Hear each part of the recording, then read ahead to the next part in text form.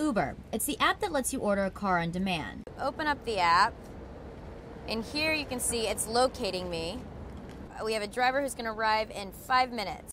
Uber? Yes. Awesome. It's quickly becoming an essential tool for urbanites and a darling of the tech world. The company, which was started by a couple grads 5 years ago, is now valued at more than $3 billion. But our investigation found that Uber's success might be coming at the cost of playing dirty. To me, it's very unethical. Jing Herman is CEO of GETT, one of many competitors that have sprung up in the wake of Uber's winning strategy. She says her company started to notice something strange, a pattern of abruptly canceled cars.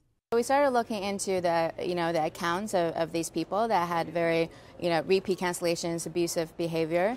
Our system is very sophisticated, and we quickly blocked all of them. But the cancellations wasted resources and frustrated drivers.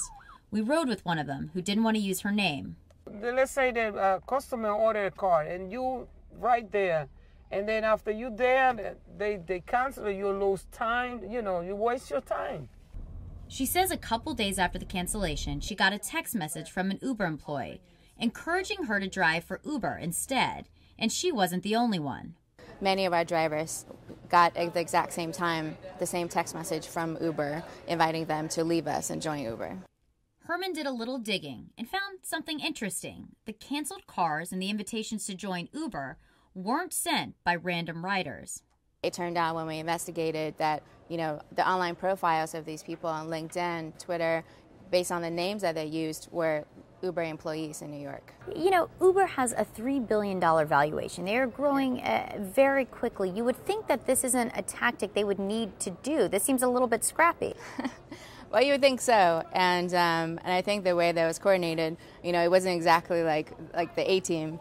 But for us, we really believe that within a very short amount of time, we've proven that we are, for the first time, real competition for Uber, at least in New York City.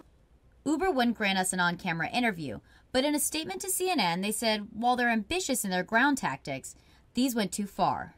Our local teams can be pretty determined when spreading the word about Uber and how our platform opens up new economic opportunities for drivers.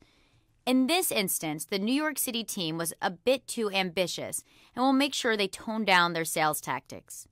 It's not the first time Uber's faced heat over its business practices. The company's braved an onslaught of consumer outrage over its surge pricing, particularly on New Year's Eve, which sent some fares skyrocketing to more than quadruple their usual price. Even celebs have felt scalped. Josh Groban tweeted that sometimes Uber's prices fall in the "did I fly there" category. Despite the bumps in the road, Uber seems to be in overdrive. The company recently announced they're quadrupling their staff and expanding to 500 cities in the United States and around the world.